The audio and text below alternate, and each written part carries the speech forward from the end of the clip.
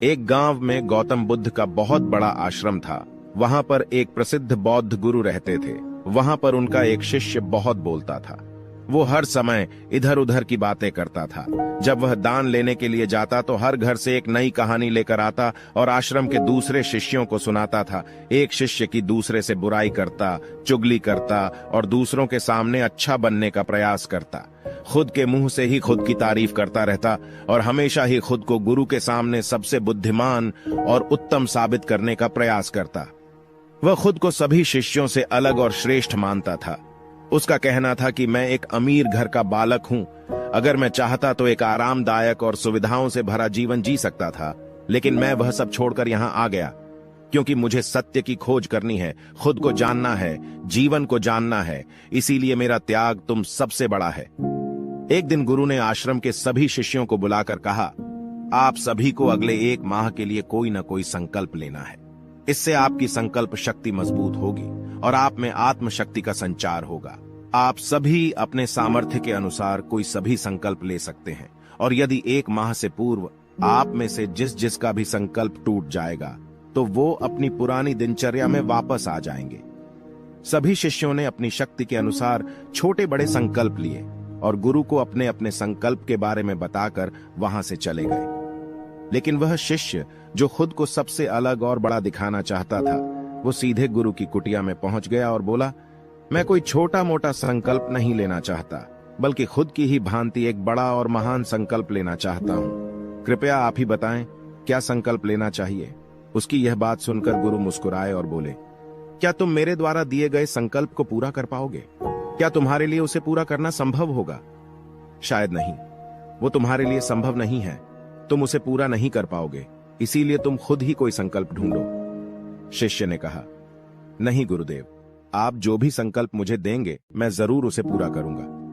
गुरु ने कहा, ठीक है, तो तुम अगले 1 माह तक चुप रहोगे, मुंह से एक शब्द भी नहीं निकालोगे, यही तुम्हारा संकल्प है। शिष्य ने कहा, गुरुदेव, ये भी कोई संकल्प है? ये तो बहुत ही आसान है।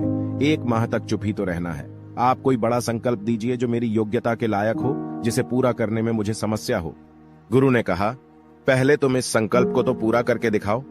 शिष्य ने गुरु की बात मान ली और वह उसी समय चुप हो गया और पलटकर कुटिया से बाहर चला गया। उसे चुप रहना बहुत आसान लग रहा था। उसने एक दिन तो जैसे तैसे चुप रहकर काट लिया, लेकिन दूसरे दिन से उसके मन में ना बोलने का बोझ बढ़ने लगा। तीसरे दिन उसे भारीपन महसूस होने लगा और चौथे दिन उसके अंदर एक अजीब सी बेचैनी होने लगी, क्योंकि आसपास आश्रम के सभी शिष्य एक दूसरे से बातें कर रहे थे। वो भी अपना पक्ष उनके सामने रखना चाहता था, उनकी बोलती बंद कर देना चाहता था, लेकिन उसका संकल्प उसके आड़े आ रहा था। इसीलिए वो पूरे दिन सिर्फ मुंह और आंखें बनाता रहता। इसी तरीके से कुछ दिन और बीते और वह शिष्य बीमार पड़ गया। उसका सिर फटा जा रहा था, उसका खाने पीने तक का मन नहीं कर रहा था। वह सिर्फ बोलना चाहता था। वह गुरु के पास गया और उनके सामने बैठकर लिखकर उन्हें बताया, गुरुदेव, मैं बोलना चाहता हूं, बिना बोले। मुझे सांस नहीं आ रही, मेरा दम घुटता जा रहा है, मैं अंदर ही अंदर पागल हुआ जा रहा हूं। मैं क्या करूं? संकल्प तोड़ दूं क्या? यह पढ़कर गुरु मुस्कुराए और बोले, संकल्प तो तोड़ने के लिए ही होते हैं, लेकिन जो अपने संकल्प को पूरा कर लेता है वही अपनी आंतरिक शक्ति को बढ़ाता है, और जो अपनी आंतरिक शक्ति को बढ़ा लेता है वो समझ और जागृति की राह पर आगे बढ़ जाता है। संकल्प का लेना भी तुम्हारे हाथ में था और इसे तोड़ना भी तुम्हारे ही हाथ में है। तुम्हारे बहुत से भाई अपने संकल्प को तोड़कर अपनी पुरानी दिनचर्या पर वापस आ चुके हैं। अगर तुमसे नहीं हो पा रहा तो तुम भी संकल्प तोड़ कर अपनी पुरानी दिनचर्या पर वापस जा सकते हो। लेकिन याद रहे, अगर आज तुम इस छोटे से संकल्प को नहीं संभाल पा रहे तो तुम अपनी बाकी की पूरी जिंदगी को कैसे संभाल सकोगे? बाकी फैसला पूरी तरह से तुम्हारे हाथों में है। गुरु की यह बात उस शिष्य के दिल में चोट कर गई। वह बिना कुछ बोले वहां से वापस चला गया और खुद को अपनी कुटिया में बंद कर लिया। वह केवल अपने जरूरी कामों के लिए ही कुटिया से बाहर निकलता, बाकी सारे समय कुटिया के अंदर ही बैठा रहता। 15 दिन बीत चुके थे और आश्रम के लगभग सभी शिष्यों का संकल्प अब तक टूट चुका था, लेकिन उसका संकल्प अभी भी जारी था। संकल्प लेने के बाद से अब तक उसने एक शब्द भी ना बोला था। सारा आश्रम हैरान था कि इतना बोलने वाला इंसान चुप कैसे हो गया। 15 दिन बीतने के बाद वह दोबारा अपने गुरु के पास गया और लिखकर बताया है, गुरुदेव, मैं बाहर से तो चुप हूं, लेकिन मेरे भीतर बहुत सी आवाजें हैं, बहुत सी चीख पुकार और शिकायतें हैं। मैं अंदर ही अंदर बात करता रहता हूं। मेरा मन तरह तरह के प्रश्न पूछता रहता है। मैं बाहर से जितना मौन हूं, भीतर से उतने ही शोर शराबे से भरा हुआ हूं। क्या इस तरह से मेरा संकल्प अभी भी जारी है? गुरु ने कहा, हां, तुम्हारा संकल्प अभी भी जारी है, लेकिन जब तक लोगों की ये आवाजें तुम्हारे कानों में पड़ती रहेंगी, तुम्हारा मन बोलता रहेगा, क्योंकि इसे तो आदत है बोलने की। तुम भले ही बाहर से चुप रहो, लेकिन तुम अंदर ही अंदर बोलते रहोगे। तुम्हें इन बातों से, इन आवाजों से दूर जाना पड़ेगा। शिष्य गुरु को प्रणाम कर वहां से चला जाता है और सुबह होते ही अपनी कुटिया छोड़कर जंगल की तरफ चला जाता है। कई दिन बीत जाते हैं, संकल्प का समय भी पूरा हो जाता है, लेकिन शिष्य लौटकर नहीं आया। आश्रम में सभी को डर था कि कहीं जंगली जानवरों ने उसे खाना लिया हो। इस बीच उसे ढूंढने की बहुत कोशिश की गई, लेकिन वह कहीं नहीं मिला। सभी गुरु भाइयों ने मान लिया था कि जंगली जानवरों ने उसे अपना शिकार बना लिया है, लेकिन गुरु को ऐसा नहीं लगता था। एक दिन आश्रम का एक अन्य शिष्य गुरु के पास आया और बोला, गुरुदेव, हमारे उस अधिक बोलने वाले भाई के साथ क्या हुआ होगा? क्या जानवरों ने उसे मार दिया होगा? गुरु ने कहा, हो सकता है कि जानवरों ने उसे अपना शिकार बना लिया हो, लेकिन उसके न लौटने की एक दूसरी वजह भी हो सकती है। शायद उसे वो मिल गया है जिसके लिए वह गया था। फिर शिष्य ने पूछा, गुरुदेव, क्या ज्यादा बोलना इतना हानिकारक होता है? गुरु ने कहा, इंसान के जीवन के बहुत सारे दुखों में से एक दुख यह भी है कि वो कभी चुप नहीं रह सकता, हमेशा कुछ ना कुछ बोलता ही रहता है। सिर्फ हमारे बोलने के कारण हमारे आधे से ज्यादा दुख पैदा होते हैं। परिवार के अधिकतर झगड़ों की वजह हमारा बेमतलब बोलना ही होता है। हम में से कोई भी चुप नहीं रहना चाहता, हम बस सामने वाले को सुना देना चाहते हैं। जो भी हमारे मन में है, सब निकालकर उसके मन में बैठा देना चाहते हैं। उसे समझा देना चाहते हैं कि देख, तू गलत है और मैं सही, और इस तरीके से सब एक दूसरे की सड़ी गली बातों को ग्रहण कर रहे हैं। इस तरीके से सुनने और सुनाने का यह काम जिंदगी भर चलता रहता है, लेकिन इस नासमझी में हम अपना समय, अपना जीवन, अपनी समझ और सबसे महत्वपूर्ण वो कीमती पल जो जिए जा सकते हैं, जिनको अनुभव किया जा सकता है, जिनमें आनंद को प्राप्त किया जा सकता है, ये सब खो देते हैं। लेकिन इसके बदले हमें मिलता क्या है? कुछ नहीं, सब व्यर्थ और बर्बाद हो जाता है। इस पागलपन में हमने क्या खो दिया, इसका एहसास केवल कुछ ही लोगों को हो पाता है। बाकी लोग जैसे उन्हें अपने आने का पता नहीं, वैसे ही उन्हें अपने जाने कभी पता नहीं चल पाता। शिष्य ने कहा, तो फिर इसका समाधान क्या है? गुरु ने कहा, पूरी जागरूकता के साथ अपने विचारों को देखना, यही एकमात्र तरीका है। सारी मानसिक समस्याओं का वर्तमान में रहकर चिंतन करना, पूरी जागरूकता के साथ अपना काम करना जिंदगी में चमत्कारिक बदलाव ला देता है। उसके बाद वह शिष्य गुरु से अपने प्रश्नों का उत्तर पाकर उनको प्रणाम करके वहां से चला गया। उस शिष्य को आश्रम छोड़कर गए हुए 3 महीने का समय बीत चुका था, लेकिन उसकी कोई खबर ना थी। अब तक तो सभी गुरु भाइयों ने भी उसके वापस लौटने की उम्मीद छोड़ दी थी, लेकिन एक दिन वो आश्रम लौट आता है। उसे देखकर सभी के आश्चर्य और खुशी का ठिकाना न रहा, लेकिन अब वो नहीं था जो यहां से गया था। वो कुछ और ही बनकर वापस आया था। उसके अंदर एक गजब का बदलाव महसूस किया जा सकता था। उसके चेहरे पर एक गजब का ठहराव और आंखों में बड़ी शांति थी। आश्रम में आते ही सभी गुरु भाइयों ने उसे चारों तरफ से घेर लिया और बातें करने लग गए। वह भी अपने गुरु भाइयों से बातें करने लगा। उससे बात करने वाले सभी ने यह अनुभव किया कि अब वे पहले जैसा उतावला और बातूनी नहीं रह गया था। उसके मुंह से एक एक शब्द बहुत ही सुलझे हुए और मधुरता के साथ निकल रहे थे। थोड़ी देर तक गुरु भाइयों से बात करने के बाद वह सीधा गुरु की तरफ चला गया। उसने गुरु के चरण छुए और कहा, गुरुदेव, क्या मैं अब भी मौन हूं? क्या अब भी मेरा संकल्प जारी है?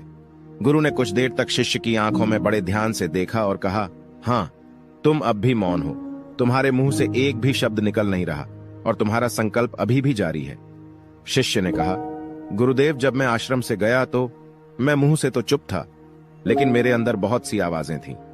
मन में बहुत से प्रश्न थे और वो बंद नहीं हो रहे थे, तो मैं जंगल में चला गया, इस उम्मीद से कि वह मुझे शांति मिलेगी और मेरे मन की बकबक कम हो जाएगी। लेकिन मैं जितना एकांत में जाता गया, मेरे अंदर की आवाज उतनी ही तेज होती गई। मेरे भीतर की पुरानी से पुरानी आवाज मुझे सुनाई देने लगी। तब जाकर मैंने महसूस किया कि मैं कितना गलत कर रहा था। जब मैं अपने परिवार वालों, दोस्तों को और गुरु भाइयों को बुरा भला कहता था, तो उस समय मुझे लगता था कि मैं सही कह रहा हूं। जब मैं गुरु भाइयों की एक दूसरे से चुगली करता हूं और उनका मजाक बनाता, तब भी मुझे यही लगता था कि मैं उनसे बेहतर हूं और मैं सही कर रहा हूं। लेकिन उस दिन मैंने पहली बार महसूस किया कि मैं कितना गलत बोलता था। काफी दिनों तक ये आवाजें, ये शिकायतें मेरे अंदर चलती रहीं, लेकिन धीरे धीरे करके एक दिन ये सारी आवाजें मेरे अंदर से समाप्त हो गईं। अब मैं भीतर से भी मौन हो गया। उस घने जंगल में बाहर से कोई बोलने वाला था नहीं और भीतर कोई आवाज बची ही नहीं थी। और मैं उस दिन पहली बार मौन का सही अर्थ समझा। मेरे चारों तरफ बहुत शांति थी। हालांकि अभी भी कुछ आवाजें आ रही थीं, जो पहले भी आती थीं, लेकिन मैं उन्हें सुन नहीं पाता था। पर अब वह सभी आवाजें मुझे स्पष्ट रूप से सुनाई दे रही थीं। हवा के चलने की आवाज, चिड़ियों के चहकने की आवाज और पानी के बहने की आवाज। ये सभी आवाजें मैंने पहली बार पूरे होश पूर्वक सुनी।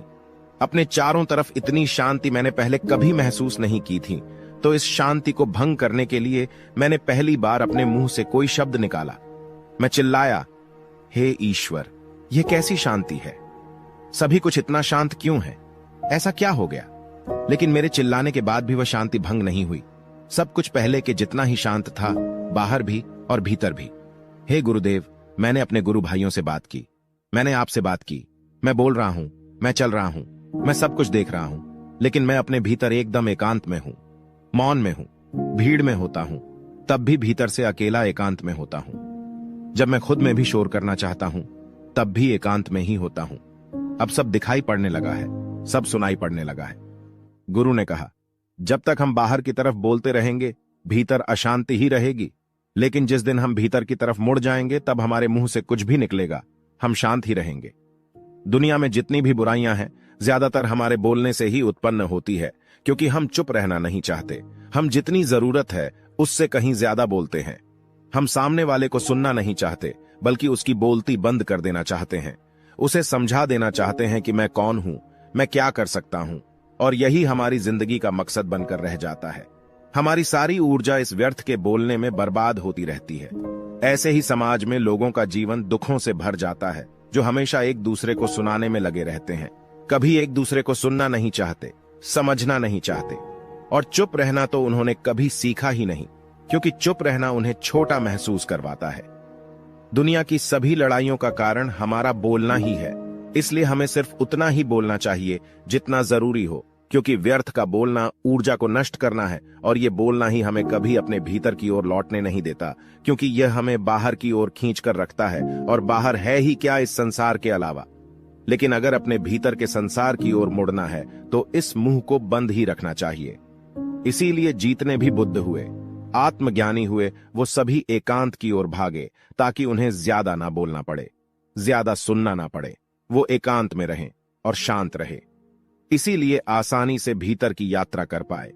लेकिन अगर कोई चाहे तो इस संसार में रहकर भी एकांत में रह सकता है, शांत रह सकता है।